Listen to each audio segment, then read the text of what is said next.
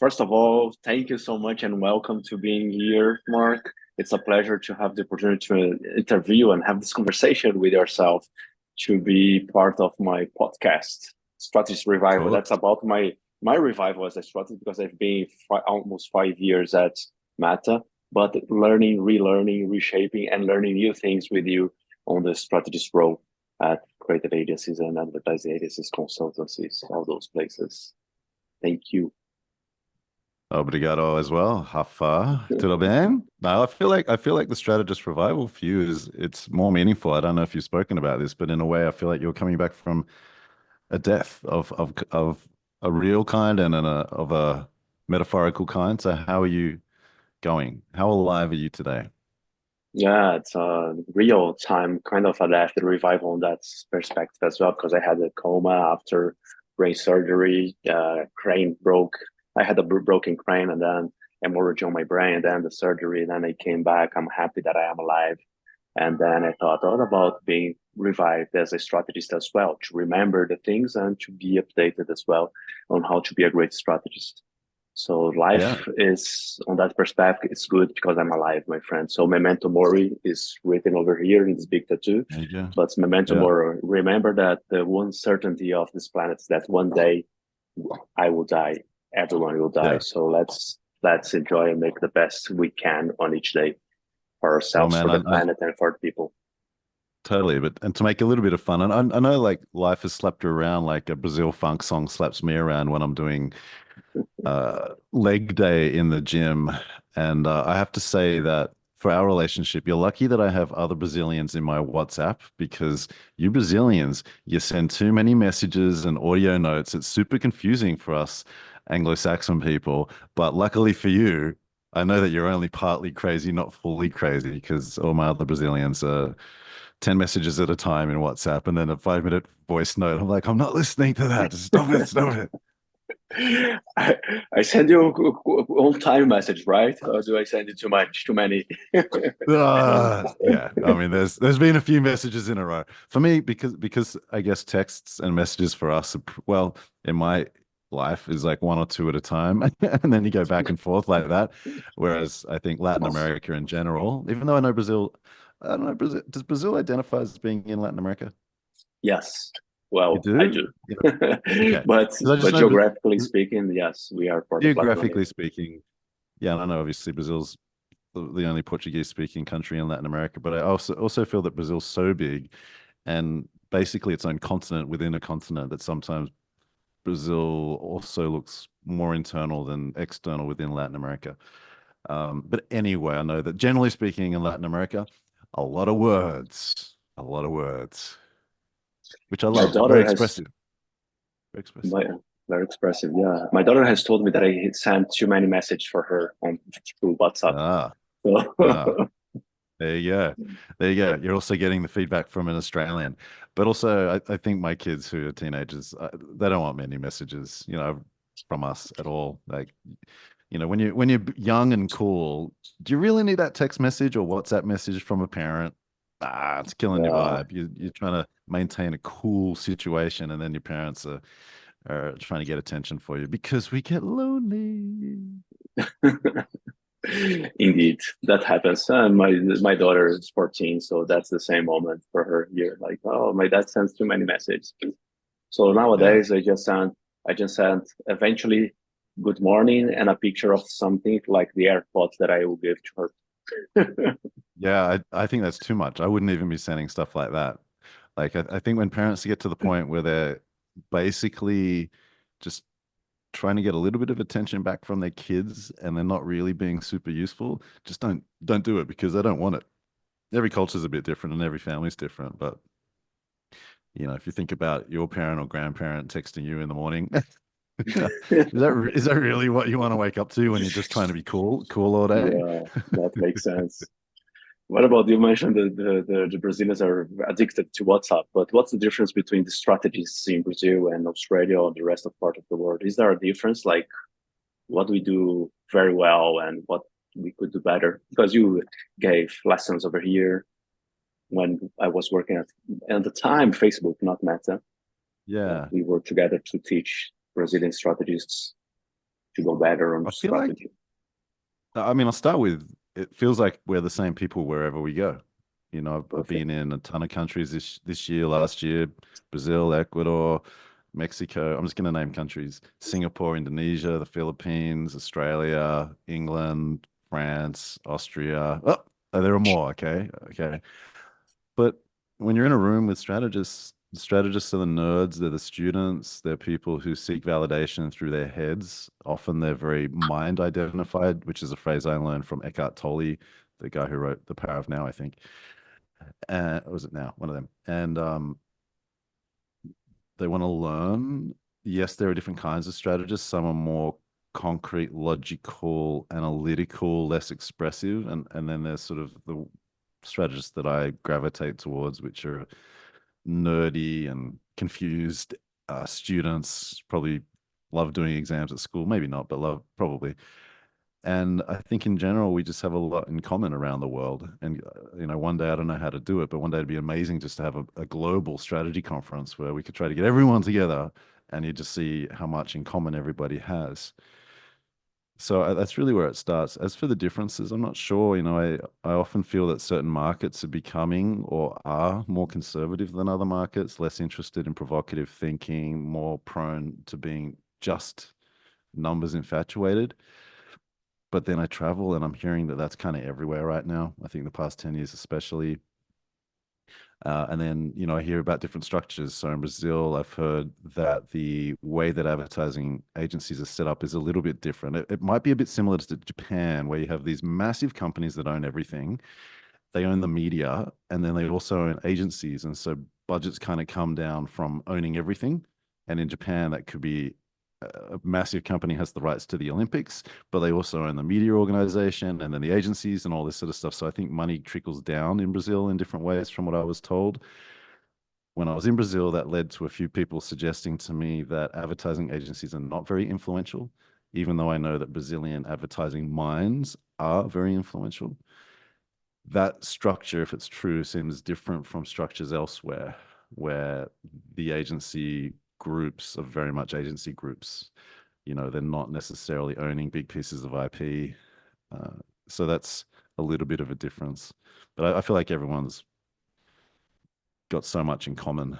That's the thing that blows me away. Like you could be in a room in Prague or a room in Jakarta, and you're like, oh, I can sense who the strategists are in this room. That's interesting. Just feeling this right. And which one is the best skills, I would say, or characteristics of a planner? What would you say that's the greatest characteristics of skill that a planner could have to grow the strategy that she or he is building for that client? I think the main skills of a planner are like the main skills of a writer. You've got to find out things, notice things, see patterns in those things, and then be able to express what those patterns are in a compelling way. Those are the fundamental, we'll call them skills, fundamental skills or behaviors of good planning.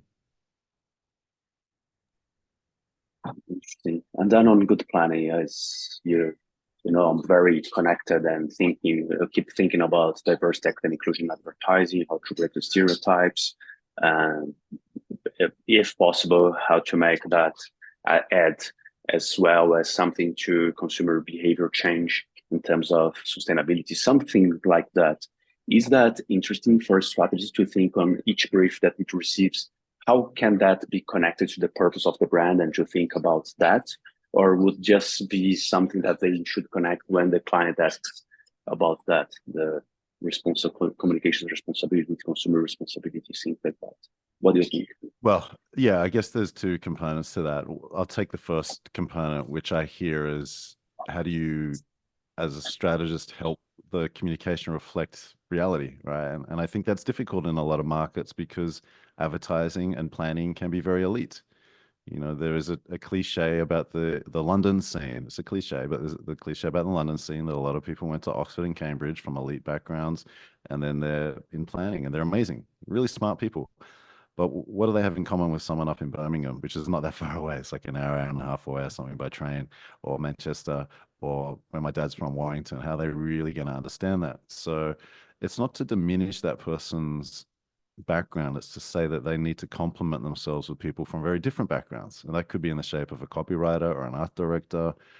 It could be in the shape of a strategist or a researcher. But you need people who've lived different lives to be present in the decisions of advertising. So that's dealing with, you talked about inclusion, etc.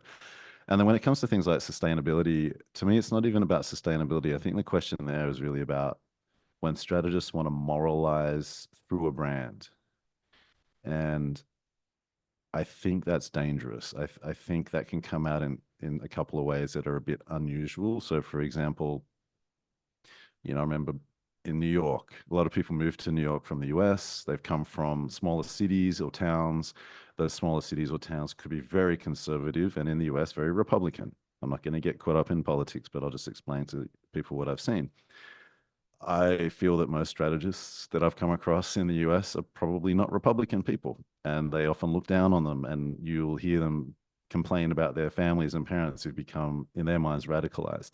Now, if you're in New York City and you're living the life and you're working on a beer brand from rural Pennsylvania, so that's where Philadelphia is, and you're judging the people who drink the beer because they remind you of your Republican family and you don't treat them in a way where you're honoring what they're about, you're a crap strategist, right? So you can have your opinions, but you do have to pause them at times.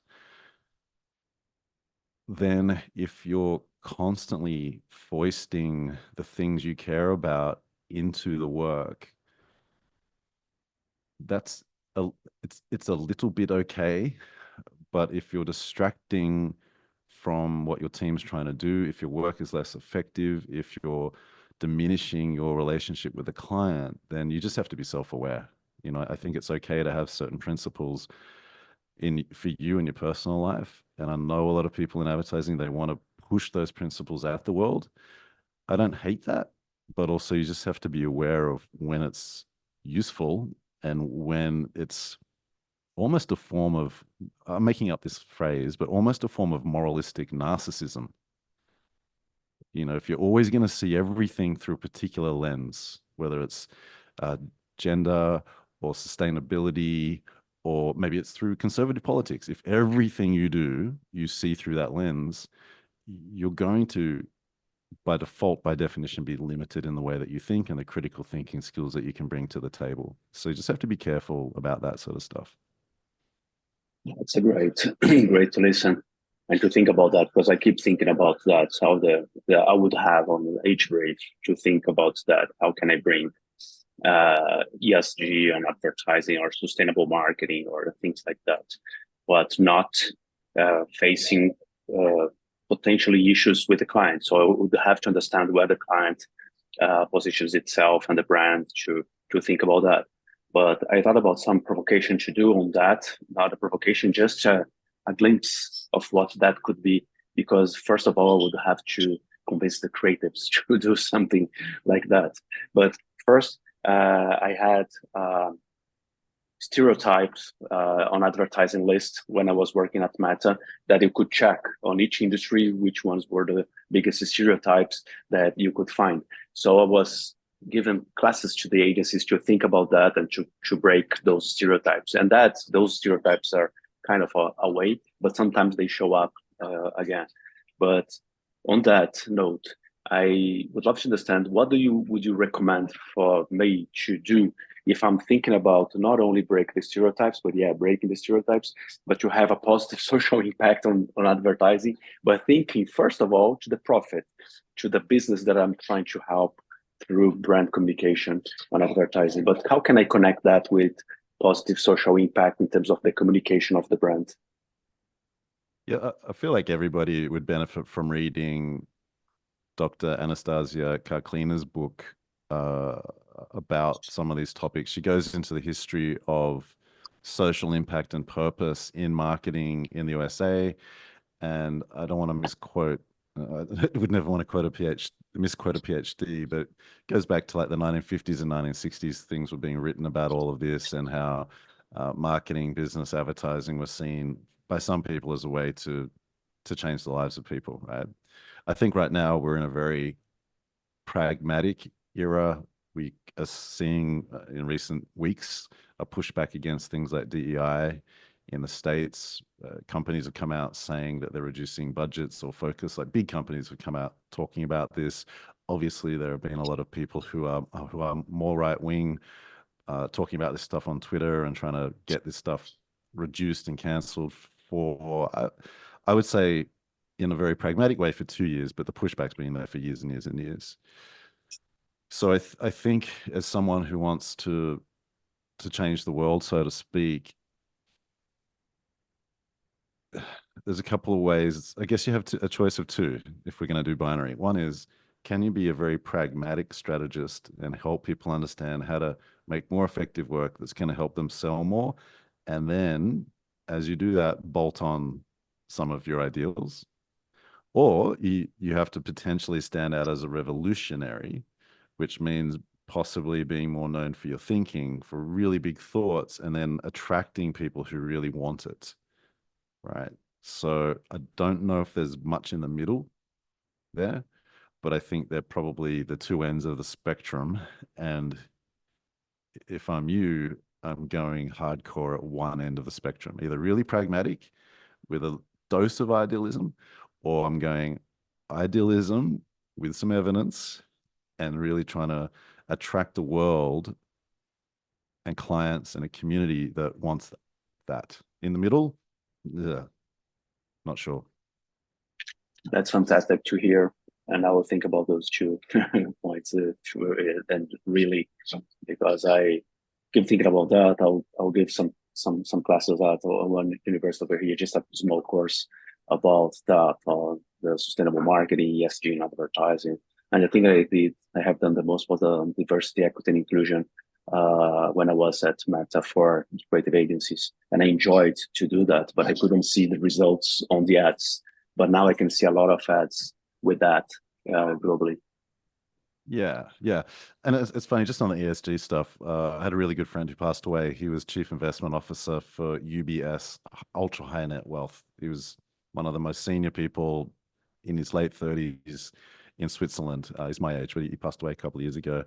And he would talk at Davos. He would host meetings in small rooms at Davos with the heads of religion and the heads of countries, and he'd always be name dropping his travels. He'd be catching up with, I don't know, Rico somewhere, and I'm like, who's Rico? I'm getting the name wrong, by the way. And so I have to Google these people, and it's like the world champion of Formula One, and then there's like, I don't know, some other one who runs Argentina. And then he was really into ESG, and in his last couple of years, he had three daughters. We spent a lot of time where he would share with me, he was a PhD, but he shared with me a lot of his thinking around ESG. And I would talk to him like, you deal with billionaires. And, when you're dealing with billionaires, you're dealing with oligarchs and all kinds of people, right? Which he can't or couldn't talk openly about. And I find that money people, they have quite severe compartmentalization, right? So you could be really wealthy dealing with the richest people in the world. That's compartment one.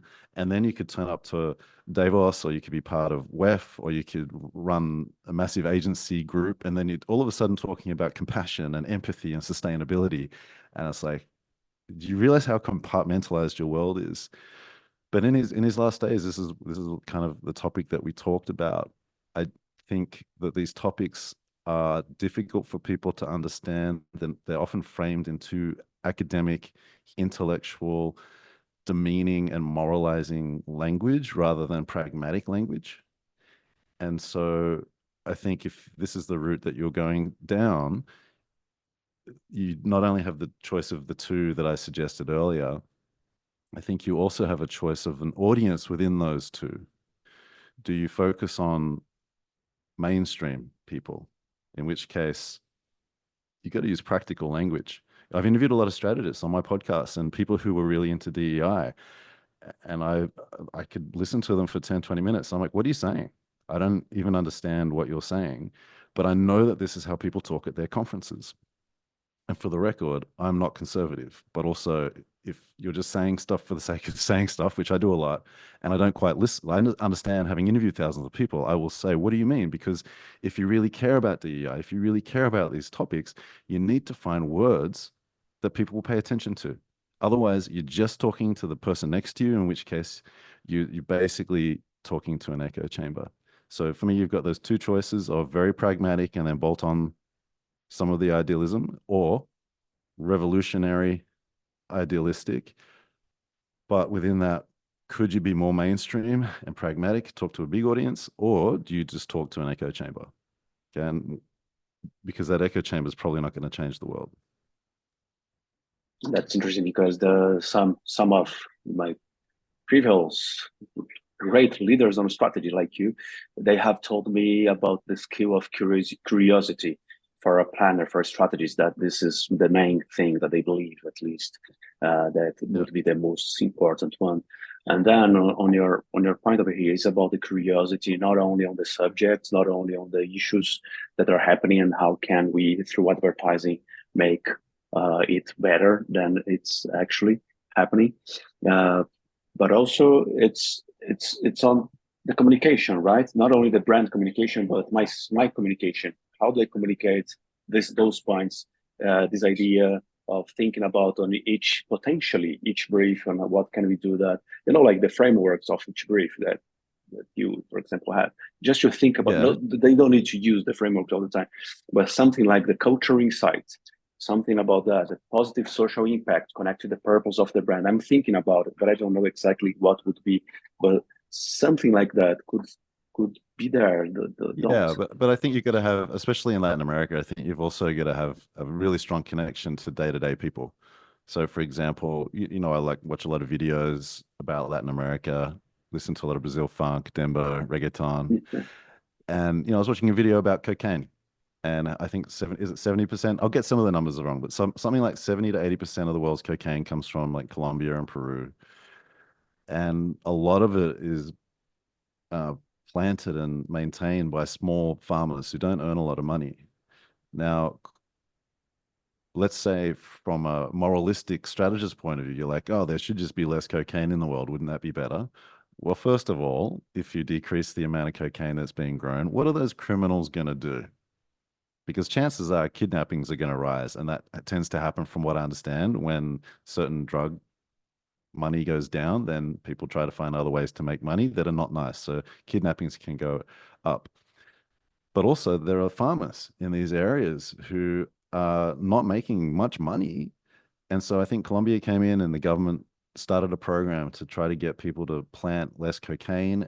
And based on an initial promise of them getting subsidized, and again, I could be speaking incorrectly, but based on a promise of them getting subsidized, a lot of farmers, I don't know how many, but a lot of farmers started to plant less of the coca leaf. But then the government didn't follow through. So the farmers were hurt, and now they're planting cocaine again, and they can make thousands and thousands of dollars, not hundreds of thousands of dollars, but thousands of dollars to feed their families.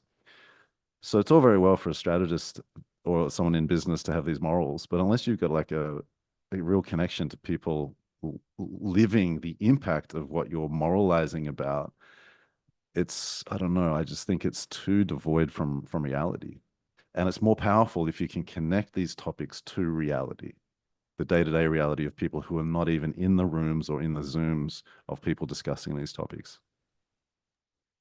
Yeah, for that, thinking about the consumers, the people, the audience that brand wants to talk to, it's about understanding their behavior, first of all, in terms of awareness, consideration, and purchase of that product or service, right? They think about the profit of the company that has hired the agency to work for.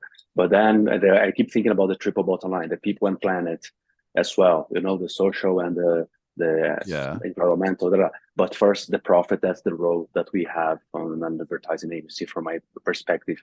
But if the client now thinks about people and planet as well, that would be fantastic. On that, what's the best way to grab an insight? If I'm looking for people, planet, and profit, people, consumer. So what's the best way to grab an insight today? The best way to grab an insight. Well, I mean, I've done research into some of these topics. Specifically, I was working with a drink brand that sourced a particular leaf from Latin America. And the owners kept talking about sustainability and giving back to the local people. That was a big part of their story. And then you do some qualitative and quantitative research, and people aren't really shopping the category of leaf-based beverages that do good stuff for people. The category they're shopping for is, what does the leaf do for me? So how does it function for me? So this one, I think is caffeine adjacent, caffeine like, right? So, okay, if I'm shopping the category of something that gives me a bit of a lift, how much of a lift does that product give me?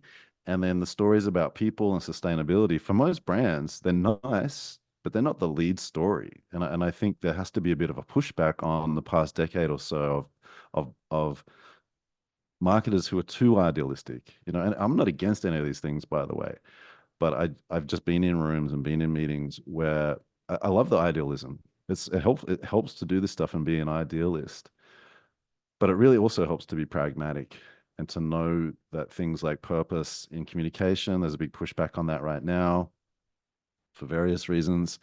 But most people are going to buy a thing because of what it does for them, and then if they can get a discount. We constantly see that sort of stuff, even with kids who talk about loving new brands where they know the founder and the product does good, and then they're all buying from Shein and Temu and Amazon and, just buying stuff all the time. So there's a lot of hypocrisy out there. So then as far as how you can get insights, if you don't have a lot of time, obviously you can jump into Reddit and Quora, maybe keyword research and consumer reviews, and you can look for unspoken human truths. You can speak to people. Sometimes you might want to try to speak to people who speak to a lot of people. So if you're working with a company where there's customer service or they have salespeople who deal with a lot of people, they're great because you can talk to them, which most of their own company won't do, but you can talk to them about what they're seeing out there. And also, I think it's useful if you're going to do desk research to become a friend of Google Scholar, because there's often years and years of academic research into a topic, which can be a little academic, obviously. You might need to break it down. But Google Scholar is also quite useful for all of this.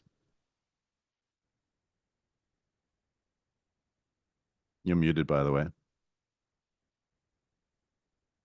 Thanks a lot for that. I just muted because my dogs keeps barking over here. So, but I just mentioned that Google was in the past when it first came out to the industry.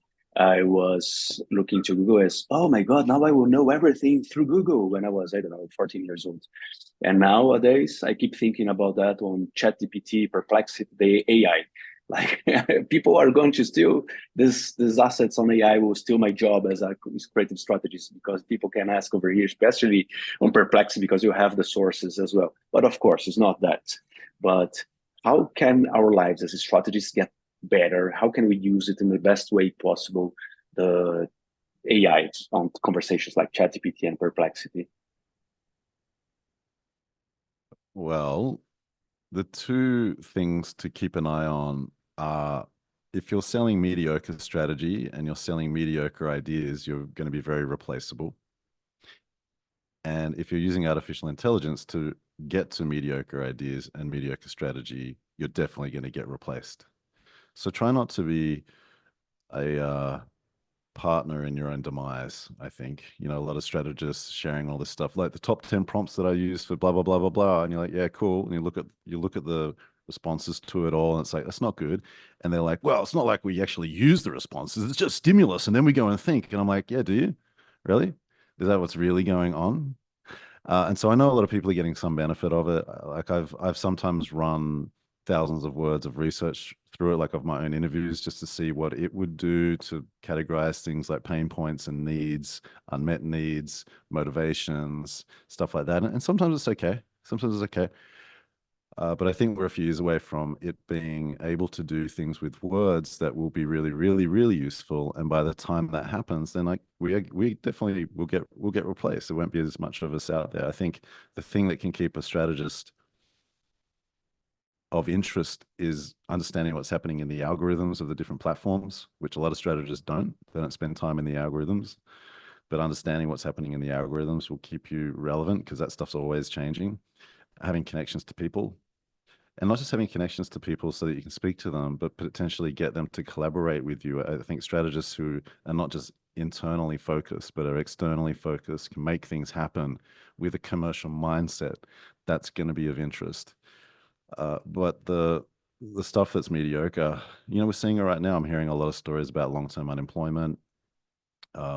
People, especially in their 30s and 40s and 50s, who have struggled to get jobs in multiple countries this year and last year. I've heard from freelancers saying it's one of the most difficult times of their career. Prices are going to come down as far as what we can charge as freelancers, as far as what the industry can charge. And if clients, if let's from an agency point of view or consultant point of view, if clients are just happy with mediocre stuff, then you're going to get replaced by something that does mediocre work. So you got to work out how to be spectacular.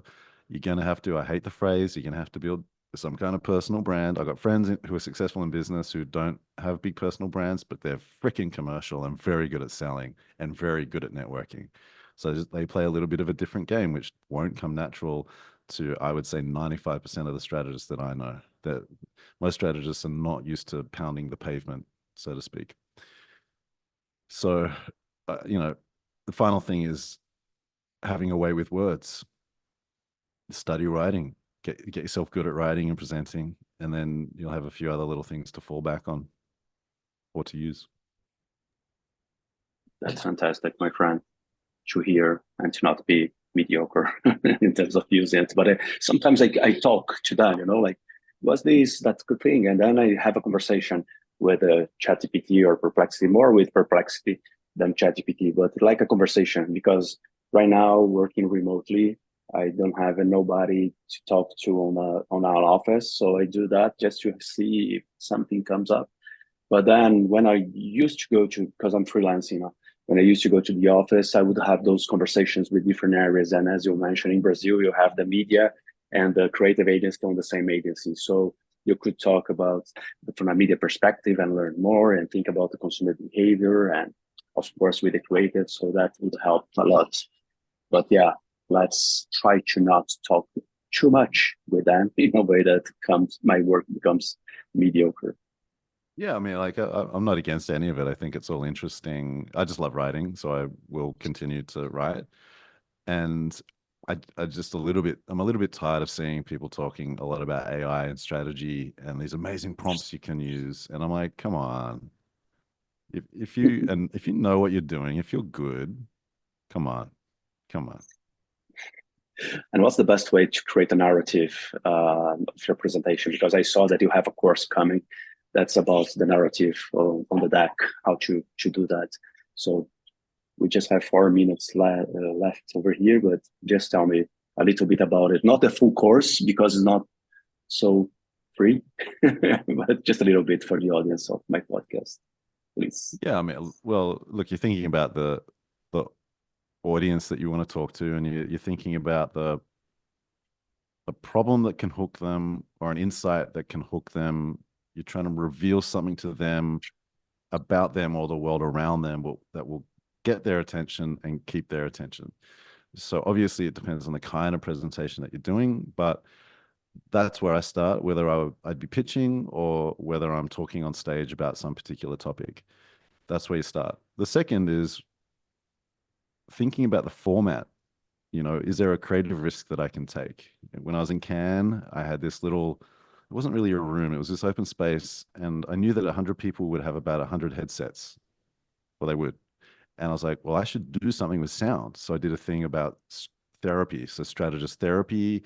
And we talked about 5 frustrations facing strategists right now. Each frustration had a pain sound, and then we had a healing sound, and it was a little bit of fun. I think it went well. I don't know. I often do these things. I'm like, oh, was that any good? I don't know. But I think step 2 is like thinking about the format. Can I do something that's a little bit different? And then a third part of this is taking the pressure off yourself as a speaker or as a presenter and thinking about how can I get people to walk around their own heads, right? Now, corny and obvious ways could be you start your presentation by going, hey, think about when you were 3 years old, right? Blah, blah, blah, blah, blah. And you literally spend a few seconds just getting people to think through their own memories. There are obvious techniques like that, but there are other techniques as well. So there are 3 things that I think are useful in arriving at a narrative, because the audience plus problem/insight meets format, meets getting people to walk around their head. That's sort of a bit of back and forth, and then you arrive at the overarching narrative that you want to tell. Oh, my friend, it was so good to talk to you, to listen to you. Thanks a lot for being part of this. And I hope that I can make more courses with you because I learned a lot and I have your book, which Thank is you. amazing, by the way. So thanks a Thank you. lot for being here. Obrigado demais. Obrigado, and may you keep reviving, Rafa. Keep reviving. Thanks a lot. Peace.